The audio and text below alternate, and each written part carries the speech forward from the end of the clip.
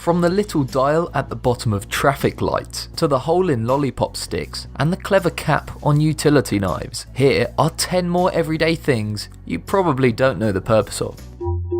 Amazing! Number 10. Utility knife caps.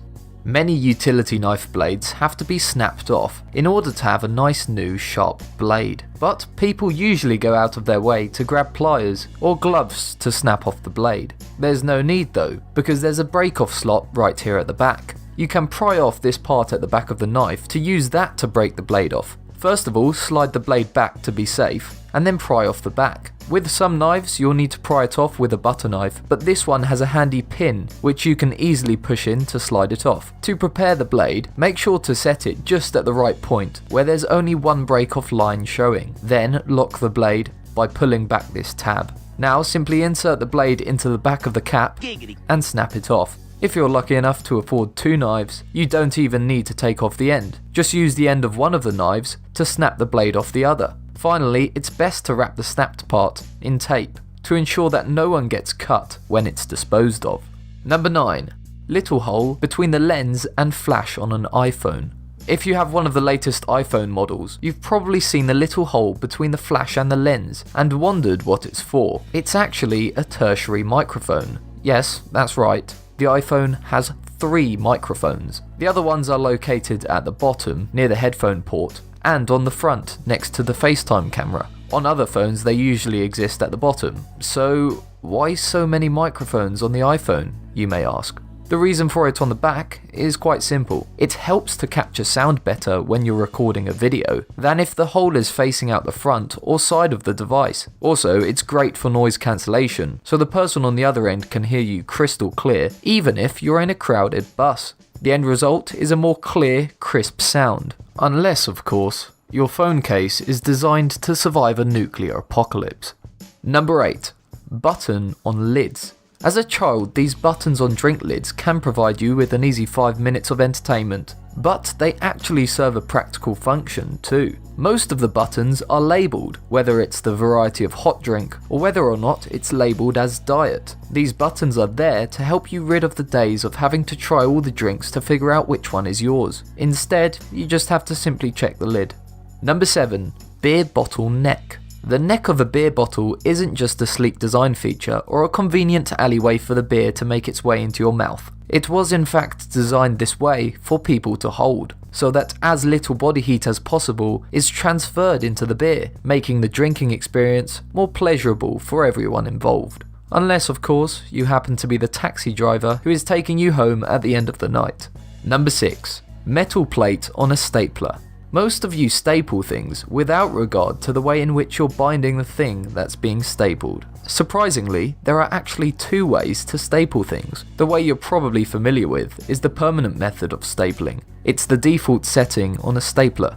Yes, there are actually settings on a stapler.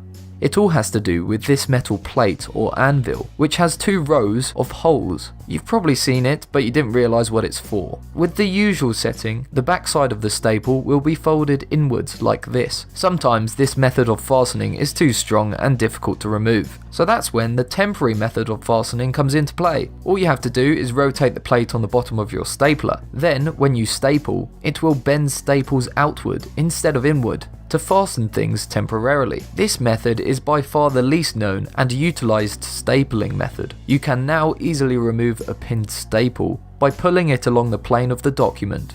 A lot of modern staplers don't have this feature anymore, but the larger old school models do. Grab one for yourself for a few seconds of entertainment. Number 5. The hole at the end of a lollipop stick. Even though this hole at the end of a lollipop stick looks like a hole on a flute or whistle, it isn't there to whistle through when you're finished with your lollipop. It's actually there so that a little bit of candy can melt inside the hole. Just think about it. Without the hole, the extremely low amount of friction between the stick and the candy could sometimes cause the candy to fall off if you're too vicious with your licks. It sort of then behaves like a hook, holding the candy more securely onto the stick, allowing it to stay in place until you're done with consuming your diabetes-friendly food. Number 4. Disher scoops.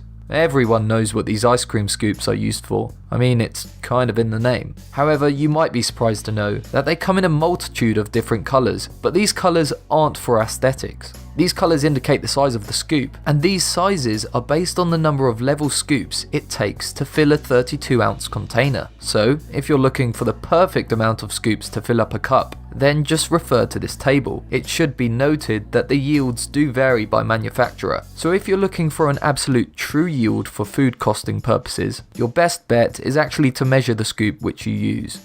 Number 3. Lids on drinks. Again, lids for takeaway drinks are actually a lot more versatile than you'd first think, as not only do they stop you from spilling sticky liquid all over yourself, but they also double as a coaster. The different lid sizes are conveniently scaled up for the base of the cup to fit snugly into the reverse side of the lid, preventing you from creating sticky surfaces. Number 2. Hole in a pen cap.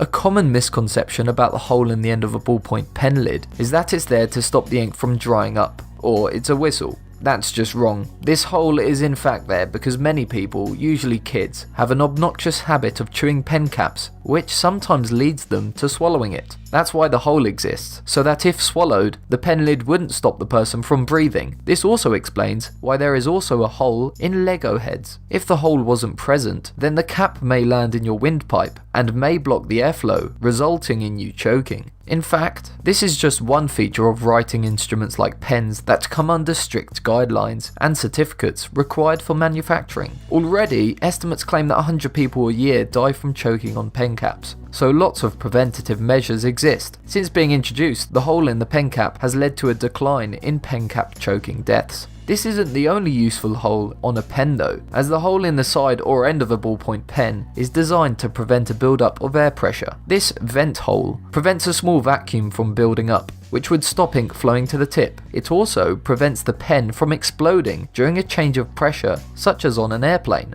Number 1. Traffic lights hidden dial.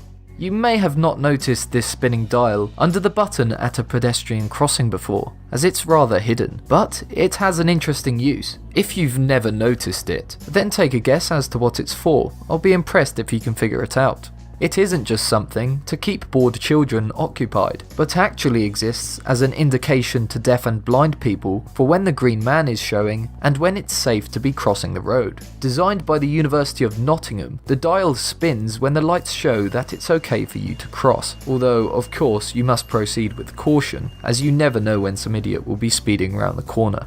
They exist in the UK, but I'm not sure if they exist elsewhere. I'll be interested to hear if they do. They're a pretty clever and helpful design feature. So that concludes this video, but don't worry, there are plenty more design quirks you can discover. Just click any video here. If you can think of any more features of everyday items that most people might not know, then let me know in the comments below, and it might feature in a future video. Also, please take the time to like this video if you learnt something. It really helps. Thanks for watching.